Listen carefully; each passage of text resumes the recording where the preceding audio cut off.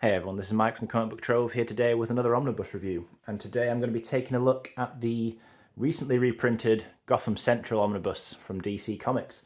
Now, this is my most recent read at the time of recording this, so it's still very fresh in my mind.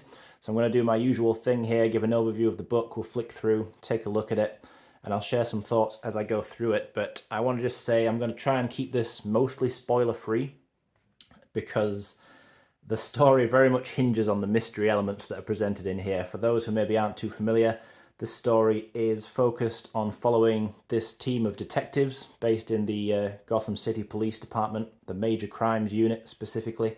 So we follow various detectives and the cases that they follow.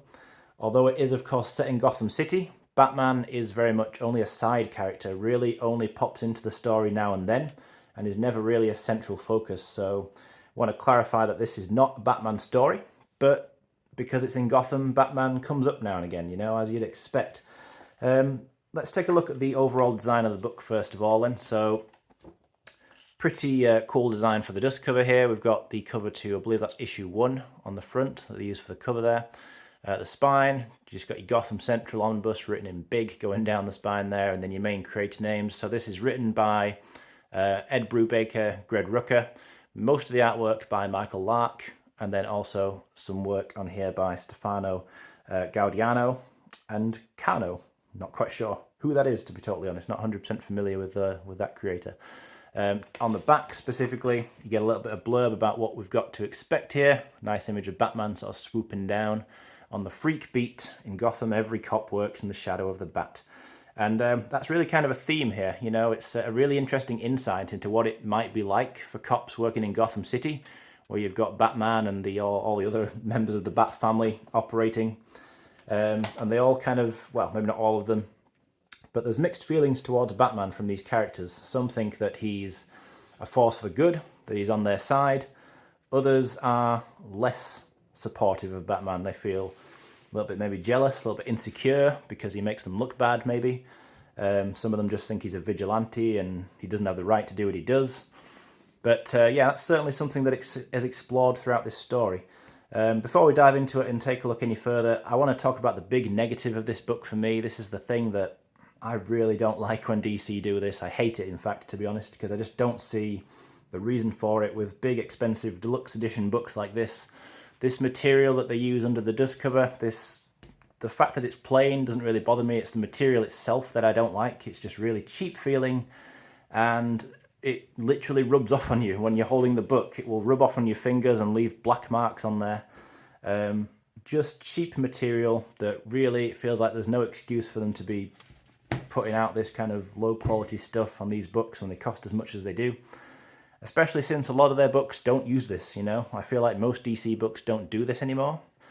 So disappointing, really, that they've reprinted this and not elected to upgrade this to a better actual hardcover itself. Real shame, but at the end of the day, the content and the material within is obviously the bigger focus, but I do honestly wish that they'd done a better job with that. But let's take a look inside then, not dwell on that too much. So inside here we get, again, your creators down here, your writers, artists, etc. The contents page breaks it down into story arcs, so it doesn't go issue by issue. It goes story arc by story arc and tells you the issues that that story spans across, which is a perfectly fine way to do it in my opinion. The covers in here are all Virgin covers as well. So this is issue 1, so that is the artwork used for the dust cover, or at least a slightly different version of it. But yeah, so you don't get an issue number anywhere, so it is kind of easy to lose track of where you are in the series, unless you're referring back to the contents page regularly. Just a spoiler warning though, because even though I don't want to talk about spoiler points in too much detail here, I may end up showing something as I flick through the pages that you don't want to see. So I won't intentionally do that, but fair warning, because I'm going to just do this at random. Okay, so as we work through this book, as I've already touched upon, you know, it's focusing on these detectives within the GCPD, and it's just a really interesting story. I think if you've got any kind of interest, or if you enjoy kind of police drama shows, you know, the many different ones that are out there, you know, CSI, and I don't even know what others there are, tons of them, but It's really, really intelligently written. I thought it was very captivating. I think Brubaker and Rucker, as co-writers, did a great job with this series of getting you invested in the characters. Because I will say this, that there weren't any really familiar characters in this team of cops. The only real character that I kind of knew going into this was Renee Montoya, one of the detectives. The rest of the different detectives, I don't remember really reading about them, at least not not in any great deal of stuff anyway. I might have possibly come across them before, but they don't. They're not exactly familiar characters to me, or they weren't before reading this. Commissioner Gordon, he's not in charge. Gordon is not present during this story. Arguably, the most famous other detective on the Gotham force throughout Batman history is Detective Bullock. He's not present in this story. The absence of both those characters is explained, so they are mentioned and referenced, and you know why they're not there, but nevertheless they're not there. So this, for me, was a really interesting experience because it was almost reading reading about a bunch of unknown characters, but never once did that hinder my enjoyment. And by the time I got to the end of this book, I was definitely very invested in all of these characters' lives. Really, they did a great job, Brubaker and Rucker, of really bringing these characters to life and getting you as a reader invested in their struggles. And struggle is really the right word, I think, because none of these cops have it easy. There are some dark cases going on in here. They're the major crimes unit, so as you would expect, they are very much going after the most serious, disturbing crimes and criminals. So it's a lot of gruesome murders. Yeah, I just mentioned the binding, though. As I flick through this, you may notice I'm having to hold it open here. The binding isn't fantastic. It's I think it's a mixture of sewn and glued, but definitely doesn't lay open very well until you get quite a bit of a way into the book. So that's something to be aware of. To be honest, it's pretty typical of most kind of thick DC Omnis. It's certainly always been my experience with them anyway, pretty much.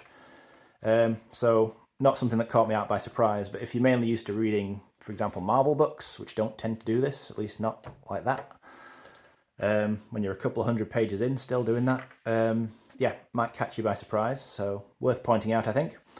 But yeah, just to circle back to the point of the content, yeah, some pretty grim stories in here, I've got to tell you. Now, I don't mind that, personally. It was, whilst it's not something that's really going to cheer you up, if you're in the mood to read something kind of light-hearted, I don't think this is going to be that for you, but it is, the stakes are often high, the tension is there. It was a page-turner just because, quite simply, I wanted to know what would happen next. And there are so many mysteries in here, story arc to story arc. They're trying to solve cases, and you're, as the reader, you're along for the ride with them. So you're kind of invested in them when they have those kind of eureka moments, where they put a piece together and something falls into place. I myself was finding myself going, I see that now. You know what I mean? Really cool. So, well written. I never felt cheated by any of the revelations. It felt like the pieces were always kind of there to begin with. So when you do get a revelation, you can kind of go back and think about it that way and think, that does make sense. So yeah, as I say, well written. Didn't have a problem at all with any of the writing in here. I thought every aspect of it was great, from the characterization to just moving the plot forward in a logical and satisfying way.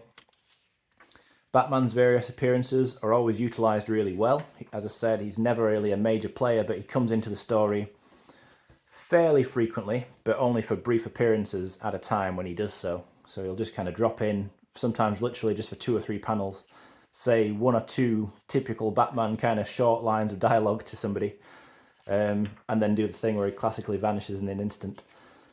Always cool to see him. There's a couple of scenes in particular involving Batman that are really cool, but as I say, it's not from his perspective, it's from these other characters.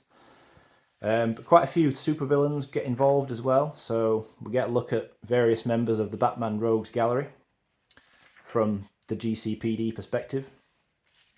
And it's a really good way of portraying them, actually, because when you see them fighting Batman, of course, Batman's well equipped to deal with them all. He's fought most of them multiple times before and knows exactly what he's doing, but you get a real different perspective as to how menacing these villains are and how much of a threat they are to just ordinary people, or even just to cops, who don't have a utility belt full of super gadgets and all sorts of training and combat experience. So they go up against somebody like Mr. Freeze, who's got his freeze gun. I mean, that's just a devastating weapon to a typical cop. So, you know, and that's kind of the case with a lot of other characters as well. You just kind of, I saw them in a kind of a new light that I'd never necessarily thought about them in to that extent before.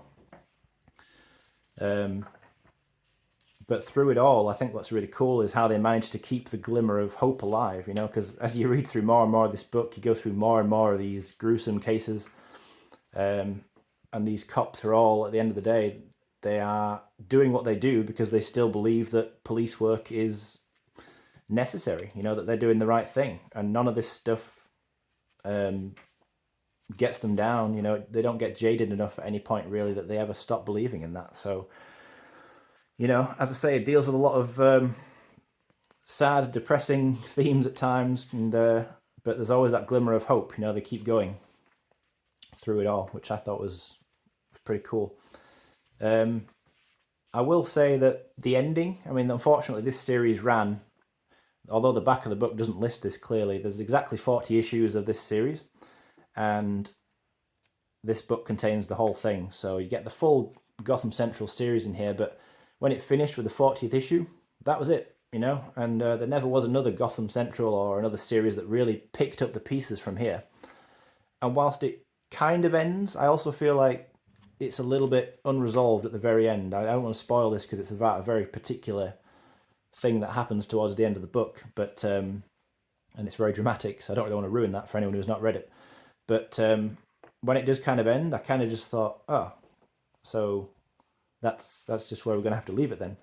And that's really, in a way, although it's kind of frustrating, it's just another way of praising the book, because I was so invested in it by that point that when it did end, I just wanted it to keep going. And it's a little bit frustrating and disappointing that that the book kind of just ends a little bit abruptly. Like, it's not completely abrupt, you know, it's not like it's just a solid cutoff. It's okay, it works, but I just would have liked more. But that's, I guess, just greed, that I kind of wish there was more to this series in the end. And then after this book, a lot of these characters kind of disappeared off in different directions and were rarely mentioned again. I don't think any of these characters really, except maybe Renee Montoya, have featured in stories as prominently as they did in here. I think, though, I need to just quickly touch upon the artwork. As I flicked through here, I'm sure you've seen plenty of examples of it, and it's a very similar style. Most of it's by Michael Lark, but then I think he left with the 25th issue, and the other artists came on from that point and kind of just emulated the style that he'd established for the series. The artwork is not extraordinary, in my opinion, to be honest. I don't mean to say that it's bad. It's not at all, but it's not going to stand out to me as some of the best artwork I've seen in a comic, certainly. But it is perfectly functional, you know what I mean? It never once felt like it took me out of the story. In fact, I think it does work in favour with the story. It's got a kind of, there's a simplicity to it, kind of grounded style, you know, because at the end of the day, it's not a superhero comic, really. It's just set in the world of superheroes. So I think it matches this more grounded storytelling that we're seeing here. It does the job well, but it's not standout artwork, I have to say, not to me at least. But it does remind me a lot of the artwork from Michael Gaydos in Alias, Jessica Jones with Brian Michael Bendis. It reminds me a lot of that, both in terms of the style of the artwork and, of course, the style of the stories as well. Very similar in both things. I think that these two series quite similar to me, and I enjoyed both of them. But yeah, overall, this definitely gets my seal of approval. I'll be honest, the book wasn't really on my radar until it got reprinted, and I was seeing it get a lot of praise from other people who previously read it. Reading this omnibus was my first time going through this material, and yeah, overall, I had a blast with it. I got through it pretty quickly. Read it in about a week, and that's without having that much reading time in that week to do so. So yeah, definitely a good one for me. Good, well worth getting for the content. Bit of a shame that the book itself isn't slightly higher quality, but there you go. In terms of extras in the back, not a lot really. Just these little like character profile sketches, headshots really. That is honestly it. Just about, what's that, about 6 pages. Then you get little profiles on the back, biographies of the creators. But yeah, so that's really it. a book overall, though, that I do think is well worth reading. It was certainly a great alternate perspective into the world of Gotham City and what it's like in that city from obviously the perspective of different cops. You know, you spend time primarily with these detectives, but you also see other just, you know, regular cops on the beat kind of thing, and you see what life's like for them. Yeah, really fascinating series, and I think that I say my biggest disappointment is that this is all there is of it. It's a shame that it didn't go on a little bit longer, or have some kind of spiritual successor. There isn't one that I'm aware of anyway that really carried on the story told in here. But as always, you know, I want to thank you for sitting through this video and watching it. I appreciate your thoughts if you want to share them on Gotham Central. What do you think of the series, the run, this omnibus in particular? Do you have it? Do you plan to get it? Do you like it as much as I did? Or is it maybe the one that just didn't quite do it for you? Always happy to hear the different opinions and perspectives on stuff like this. So let me know. But yeah, thanks again, and I'll be back again with something else.